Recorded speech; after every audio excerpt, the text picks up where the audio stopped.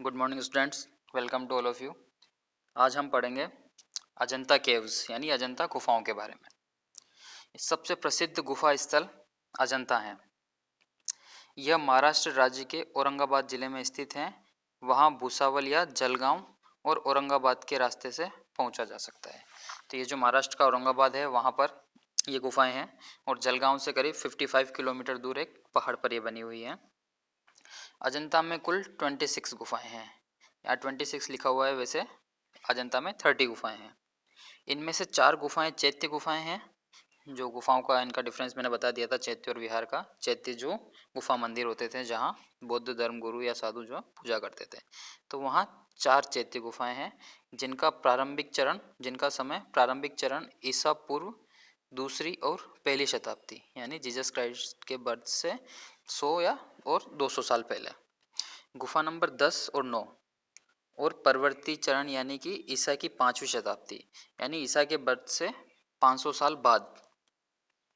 जो गुफा संख्या 9, 19 एंड 26, 19 और 26, इसमें बड़े बड़े चैत्य विहार हैं और ये प्रतिमाओं तथा चित्रों से अलंकृत हैं। प्रतिमाएं यानी कि चट्टानों को खोदकर इनग्रेव करके बनाई गई स्टेचू और उसमें चित्र यानी उन पे जो दीवारें हैं उन पे ड्राइंग्स भी बनाई गई है। वहाँ अजंता ही एक ऐसा उदाहरण है जहाँ ईसा पूर्व पहली शताब्दी और ईसा की 5वीं शताब्दी के चित्र पाए जाते हैं। यानी कि जो अजंता है वहाँ पर जीसस क्राइस्ट के बर्थ के 100 साल 200 साल पहले से जीसस क्राइस्ट के बर्थ के 500 साल बाद तक यानी करीब 600 या 700 साल तक वहाँ पर इन गुफाओं का निर्माण चलता रहा और वो सारे जो हैं उनके अवशेष अभी प्राप्त हैं। एकमात्र यही ऐसा स्थान है जहाँ पर इतने लंबे समय तक इनका गुफाओं का बनना या इनमें ड्राइंग्स और पेंटिंग जो और इनकी प्रतिमाएं यानी स्कल्पचर वगैरह हैं वो बनते रहे इतने लंबे समय तक। अजंता और पश्चिमी दक्षिण की गुफाओं के काल के बारे में निश्चित रूप से कुछ नहीं कहा जा सकता क्योंकि उनके शिलालेखों में काल तिथि का उल्लेख नहीं मिलता कि ऐसा कोई एग्जैक्ट वहाँ पे ईयर या सन लिखा हुआ नहीं है। वो कार्बन डेटिंग से ये जो समय है वो निकाला गया है। ये जो आप देख पा रहे हैं ये सारी अजंता की केव्स हैं। ये पूरे पहाड़ के ऊपर इस शेप में बनी हुई है। इस टाइप से इसमें करीब 30 गुफाएं जो हैं वो बनी हुई हैं। एक बहुत बड़े पहाड़ के सामने से काट कर इनको बनाई गई है।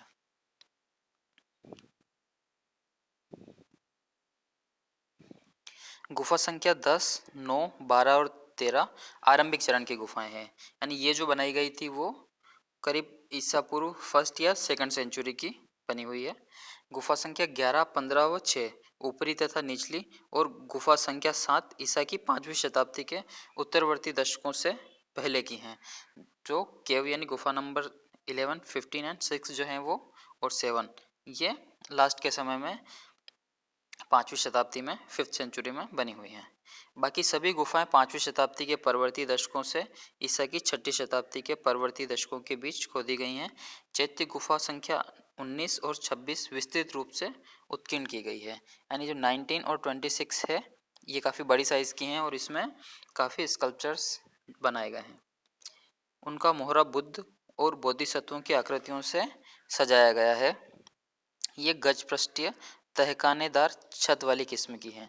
गजपृष्ठीय लास्ट समय मैंने उस समय भी बताया था कि जैसे गज यानी हाथी, जो हाथी की पीठ इस शेप की होती है, तो जो उस गुफा की सीलिंग है वो इस शेप में बनाई गई है। गुफा संख्या 26 बहुत बड़ी है और भीतर का संपूर्ण बड़ा कक्ष मंडप बुद्ध की अनेक प्रतिमाओं से उकेरा गया है और उनमें सबसे बड़ी प्रतिमा महापरिनिर्वाण की है। महापरिनिर्वाण यानी जब भगवान बुद्ध का जब देहांत हुआ, उनको मोक्ष प्राप्त हुआ, उसे महापरिनिर्वाण बोलते हैं। तो उसकी एक स्टेचू है जो भगवान बुद्ध जिसमें लेटे हुए हैं, वो बहुत बड़ी एक प्रतिमा है। स्टेचू आर्किटेक्चर वहाँ उसके आर्किटेक्चर में जो बनी हुई है स्कल्पचर वहाँ का, वो काफ़ी बड़ी साइज़ का है। वो शेष सभी गुफाएं विहार चैत्य किस्म की हैं। इनमें खम्भों वाला बरामदा, खम्भों यानी पिलर, जो बरामदा बना हुआ है वो पिलर्स बने हुए हैं। उनमें खम्भों वाला मंडप और दीवार के साथ साथ प्रकोष्ठ बने हैं। पीछे की दीवार पर बुद्ध का मुख्य पूजा गृह है। अजंता में पूजा स्थल की प्रतिमाएं आकार की दृष्टि से बड़ी हैं। कि जो पूजा के लिए जो स्कल्पचर स्टैचू जो बनाए गए हैं वो बड़ी साइज में बनाए गए हैं और आगे बढ़ने की ऊर्जा के साथ प्रदर्शित की गई हैं। कुछ विहार गुफाओं का कार्य अभी तक अपूर्ण है, कि कुछ गुफाएं ऐसी है जो उन्होंने शुरू तो करी बौद्ध साधुओं ने, बट वो उसको पूरी नहीं कर पाए, अभी भी अपूर्ण है। जैसे कि गुफा संख्या 5, 14, 23 और 24। अजंता के महत्वपूर्ण संरक्षकों में वराहदेव गुफा संख्या 16 का संरक्षक, जो वाकाटक नरेश हरिसेन का प्रधानमंत्री था। संरक्षक का मतलब यह है कि जो उन गुफाओं को बनाने के लिए जो व्यवस्था करता था, उनके लिए धन या जो भी डोनेशन जो देना होता था वो देता था, और उसके संचालन में भी जो सहयोग देता था वो उन्हें संरक्षण कहते हैं, संरक्षक। तो जो वरादेव है वो संरक्षक थे गुफा संख्या 16 के, जो राजा हरिसेन के प्रधानमंत्री थे। उपेंद्र गुप्त गुफा संख्या 17 से लेकर 20 तक के संरक्षक थे। वो उस क्षेत्र के स्थानीय शासक और वाकाटक नरेश हरिसेन के सामंत थे। तो सामंत का मतलब आपको पता होगा कि सामंत जैसे कि मेन राजा जो है वो प्रजा की एक छोटी सी इकाई के पास जाकर, हर एक के पास जाकर वो उसके बारे में नहीं पूछ सकता या उनकी व्यवस्था नहीं कर सकता। तो छोटी छोटी इकाइयाँ होती है कि जैसे आज पीएम है, उसके नीचे पूरी व्यवस्था है, फिर स्टेट आते हैं, मुख्यमंत्री आते हैं, लास्ट में अपने काउंसलर जो पार्षद आते हैं। तो ये काउंसलर या पार्षद समझ सकते हैं हम उस समय के सामंत को, कि वो जो जनता सीधे उनके कांटेक्ट में रहती थी वो सामंत होते थे। तो ये जो 17 से 20 तक गुफा है, ये एक सामंत जो है वो इनका संरक्षक था, यानी इसके भरण पोषण का या गुफाओं को बनाने का सारा जिम्मा इसका था। तथा बुद्धभद्र जो गुफा संख्या 19 का संरक्षक था।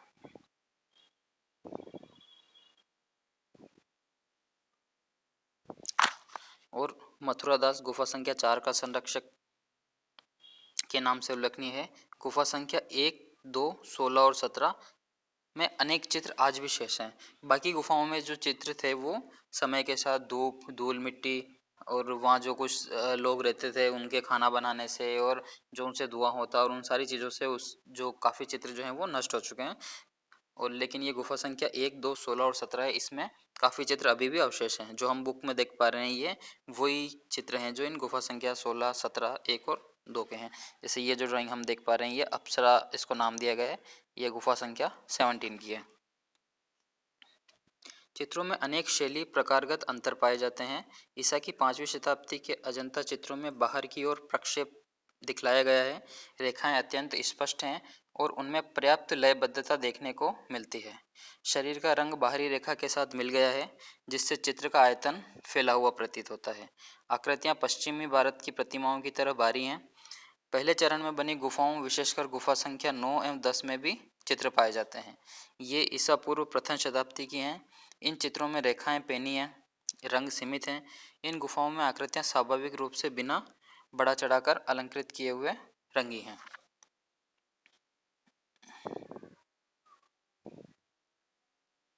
ये जो आप देख पा रहे हैं चित्रित गुफा, गुफा संख्या 10, ये छत का जो छत है, सीलिंग है गुफा की, उस पर बनाई गई ड्राइंग्स हैं।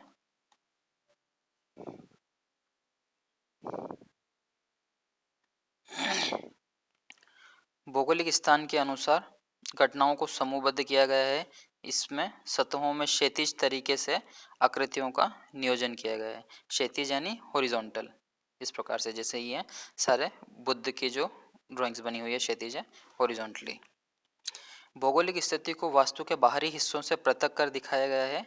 सांची की मूर्तिकला से समानता से यह स्पष्ट होता है। जैसे सांची जो स्तूप हमने देखा था उसमें जो ड्राइंग्स बनी हुई थी, जो स्कल्पचर्स बने हुए थे, उस प्रकार की जो है इसमें अजंता में हमें ड्राइंग्स मिलती हैं।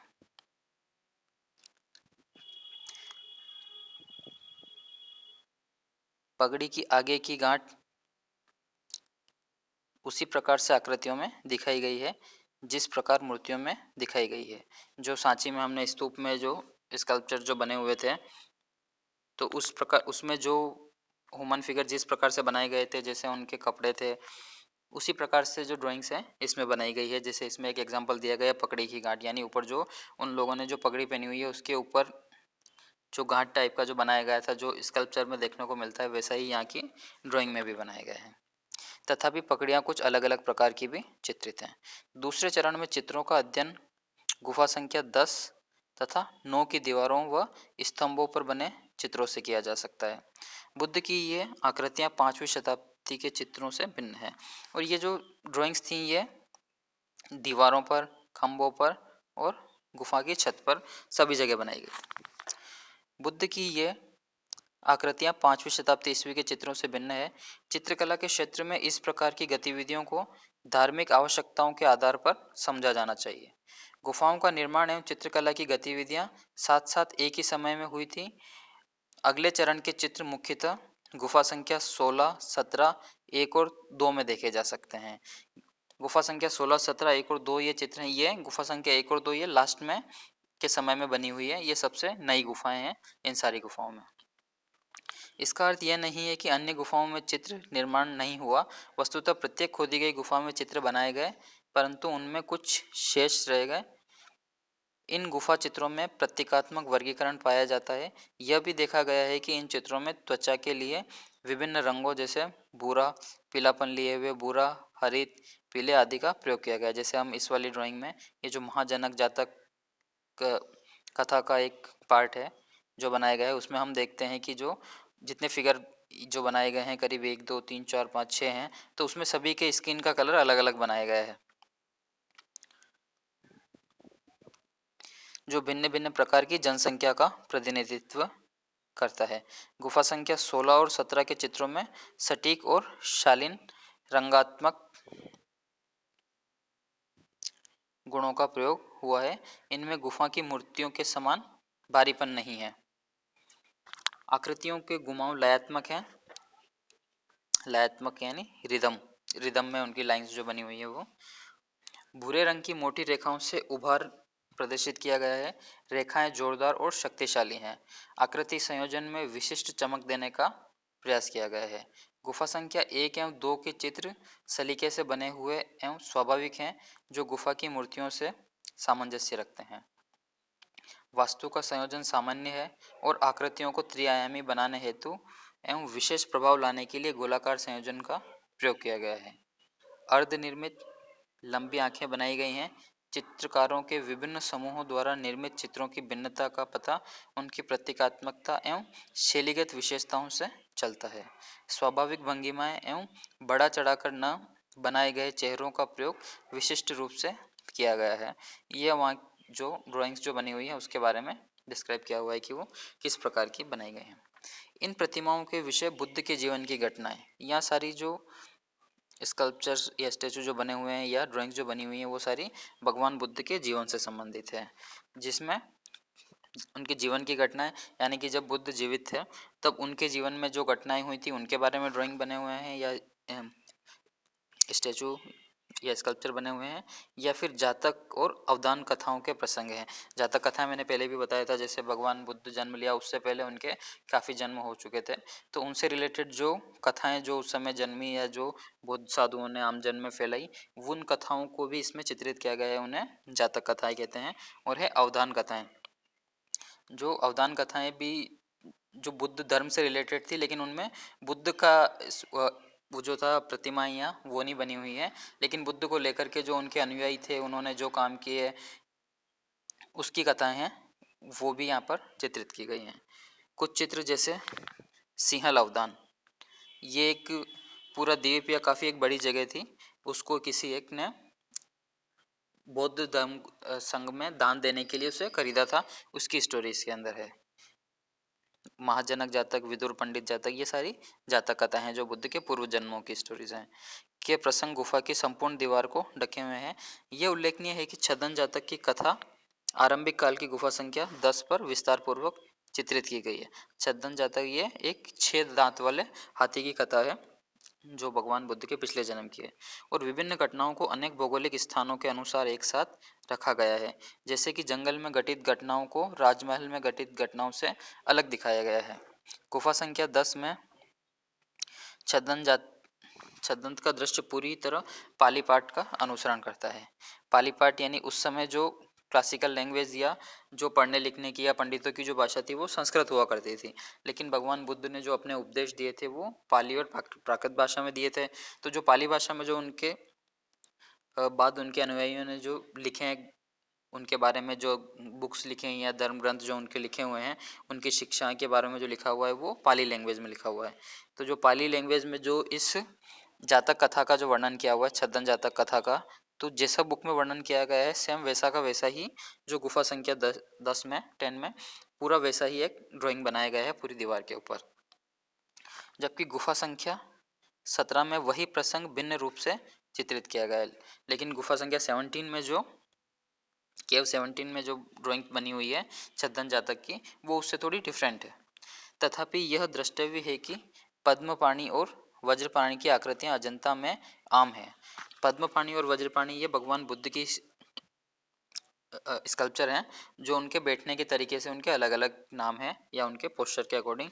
जैसे पद्मपाणि है तो उन्होंने पद्मपाणि वो स्कल्पचर है जिसमें ड्राइंग है जिसमें उन्होंने एक हाथ में कमल का फूल पकड़ा हुआ है और वो बैठे हुए उसे पद्मपाणि कहते हैं। और वज्रपाणि भी एक उनके बैठी हुई प्रतिमा है जिनको वज्रपाणि नाम दिया गया है, जो काफ़ी आमतौर पर अजंता की काफ़ी केव्स में मिलती है और वो अनेक गुफाओं में पाई जाती है।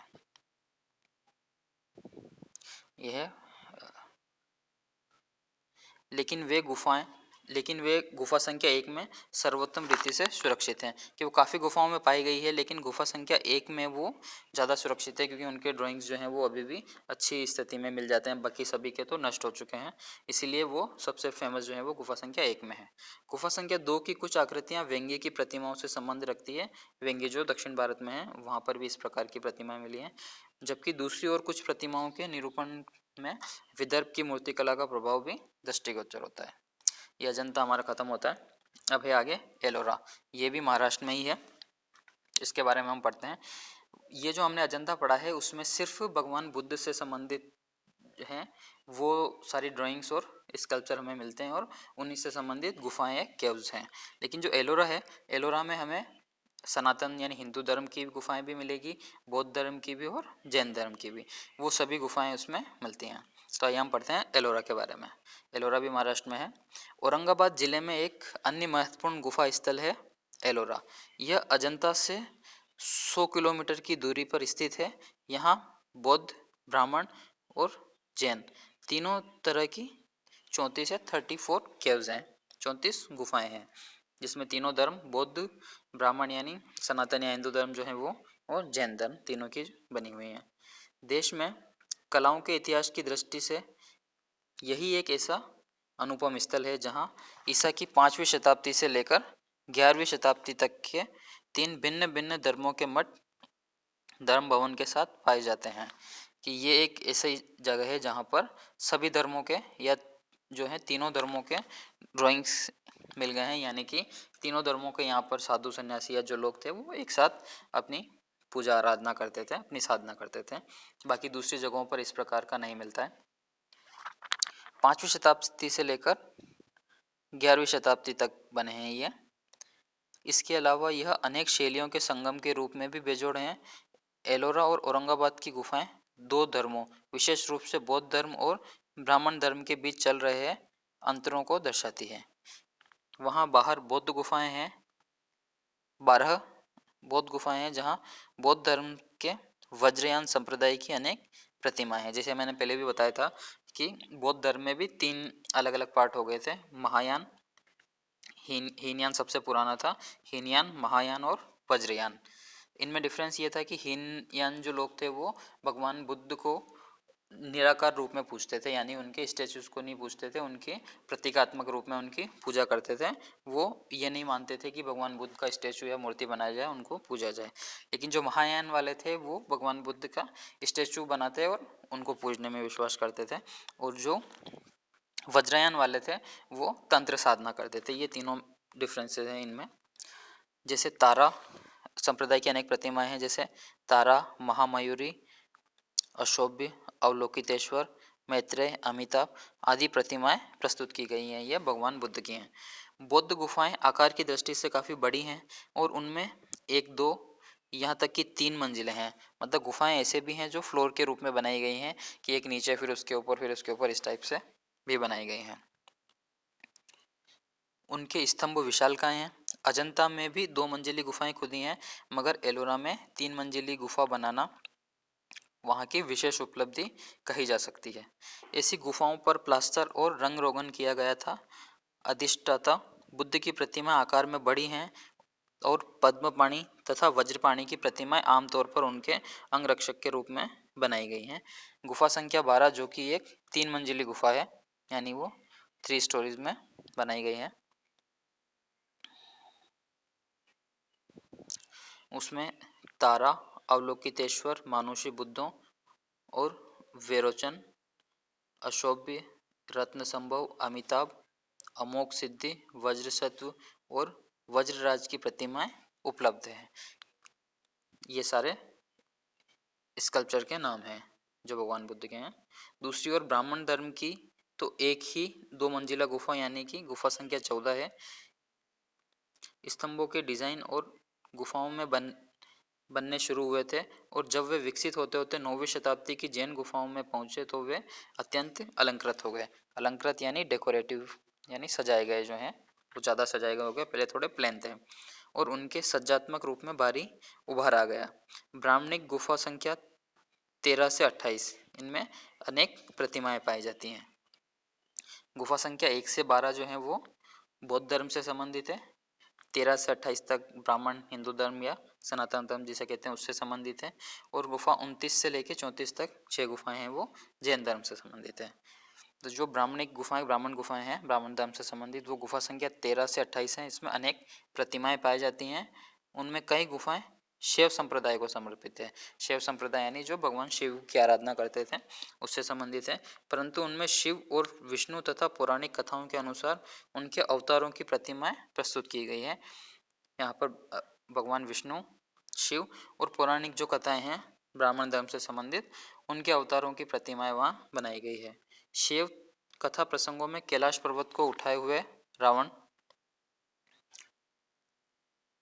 एक प्रतिमा ऐसी है जैसे कैलाश पर्वत पर भगवान शिव बैठे हुए हैं और जो रावण है उस पर्वत को उठाने की कोशिश कर रहा है और भगवान शिव अपने एक अंगूठे से उसको दबा रहे हैं, ऐसा इस वर्णन करते हुए ऐसा एक प्रतिमा वहाँ बनी हुई है।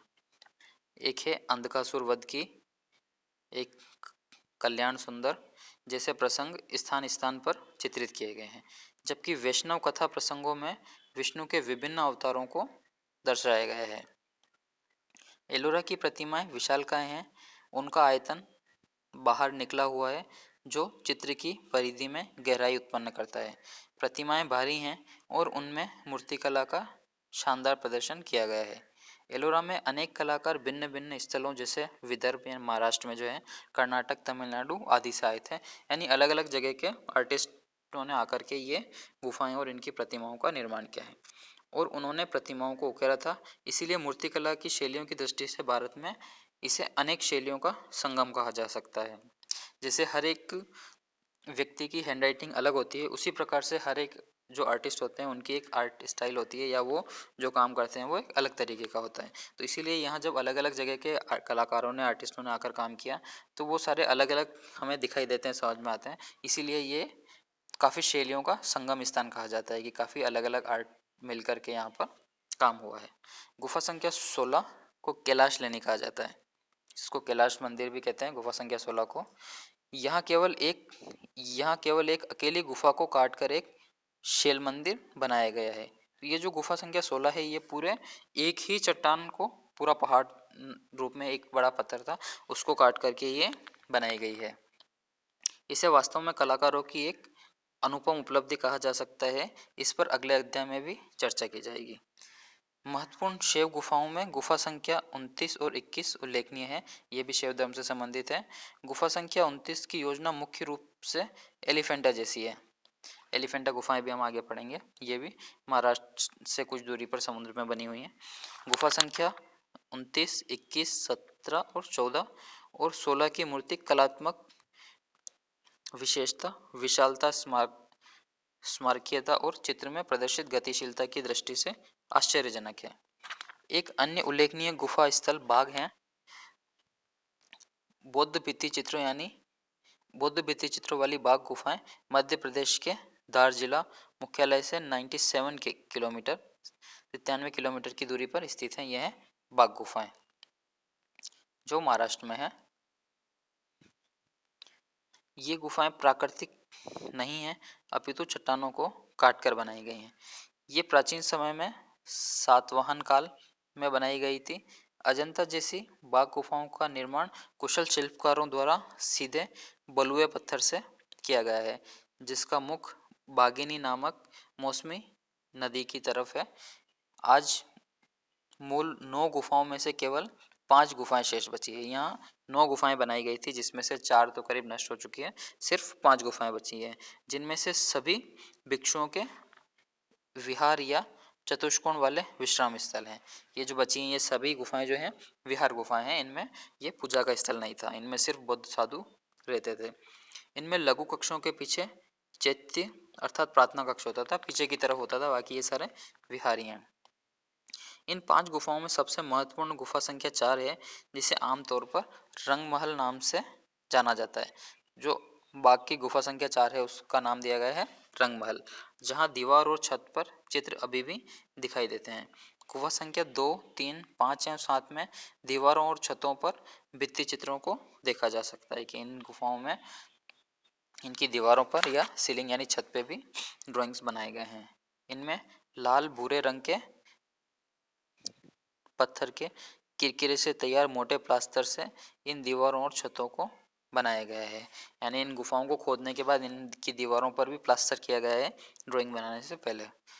इनमें सबसे सुंदर चित्रों में से कुछ गुफा संख्या 4 के बरामदे की दीवारों पर हैं।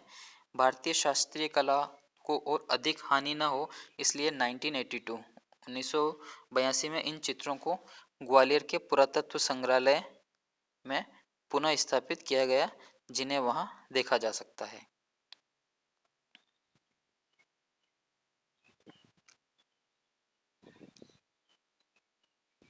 ये बाघ गुफा का हमने पढ़ा। अब हम देखेंगे एलिफेंटा। अभी तक हम पढ़ चुके हैं अजंता, एलोरा एंड बाघ गुफाएं। तो अजंता और एलोरा दोनों ही महाराष्ट्र में थी, बाघ गुफाएं मध्य प्रदेश में, और एलिफेंटा यह है मुंबई से कुछ दूरी पर स्थित समुद्र में बनी हुई है। एलिफेंटा अन्य स्थल। मुंबई के पास स्थित एलिफेंटा गुफाएं शैव धर्म से संबंधित है। ये गुफाएं एलोरा की समकालीन है और इनकी प्रतिमाओं में शरीर का पतलापन नितांत गहरे और हल्के प्रभावों के साथ दृष्टिगोचर होता है। चट्टानों में काटी गई गुफाओं की परंपरा दक्कन में जारी है, दक्कन यानी दक्षिण साउथ में। वे गुफाएं महाराष्ट्र में ही नहीं बल्कि कर्नाटक में चालुक्य राजाओं के संरक्षण में, मुख्य रूप से बादामी व ऐहोल में तथा आंध्र प्रदेश के विजयवाड़ा क्षेत्र में और तमिलनाडु में पल्लव राजाओं के संरक्षण में मुख्यतः महाबलीपुरम में पाई जाती हैं। जो साउथ में सारी जो गुफाएं या जो आर्किटेक्चर उस समय का जो बना है उन सब के बारे में बताया गया है कि जैसे एलिफेंटा है तो उसके साथ ही उसमें बादामी जो कर्नाटक में है ऐहोल, वहाँ पर भी इस प्रकार की आर्किटेक्चर मिलेगा। देश में ईसा की 6ठी शताब्दी के बाद कला इतिहास का विकास राजनीतिक रूप पर बहुत अधिक हुआ, जबकि इससे पहले वे ऐतिहासिक कालों में वह जनता के सामूहिक संरक्षण में अधिक फला फूला। कि इससे पहले जो लोगों का ज़्यादा योगदान था जनता का उसमें, लेकिन उसके बाद जो राजनीतिक स्तर पर उसमें काफ़ी योगदान दिया गया ताकि ये इसके बनने में गति आई है, काफ़ी मात्रा में ये आर्किटेक्चर बनने लगे गुफाओं से मंदिरों से संबंधित। यहाँ मिट्टी की छोटी छोटी आकृतियों का उल्लेख कर देना भी समीचीन होगा, जो देश भर में स्थान स्थान पर पाई गई हैं। उनसे यह प्रकट होता है कि पत्थर की धार्मिक मूर्तिकला की परंपरा के साथ साथ समांतर रूप से स्वतंत्र स्थानीय परंपरा भी चलती रही थी। पक्की मिट्टी की अनेक प्रतिमाएं भिन्न भिन्न छोटे बड़े आकारों में सर्वत्र पाई गई हैं, जिससे उनकी लोकप्रियता का पता चलता है। उनमें से कुछ खिलौने हैं, कुछ छोटी छोटी धार्मिक आकृतियां हैं और कुछ विश्वास के आधार पर कष्टों तथा पीड़ितों के निवारण के लिए बनाई गई लघु मूर्तियां हैं। कि ये सारे हमने पत्थरों से बनी हुई गुफाएं, मूर्तियां, इनके बारे में पढ़ा है। और कुछ वहाँ पर ये जो सारी जगह थी उन पर मिट्टी की मूर्तियां और खिलौने भी मिले हैं। अभी करीब 30 मिनट्स हो गए हैं, तो आज हम इतना ही करते हैं। नेक्स्ट आगे की क्लास में पढ़ेंगे हम पूर्वी भारत की गुफा परंपरा। अभी हमने पढ़ी थी पश्चिमी और दक्षिण पश्चिमी भारत की। Okay, thank you.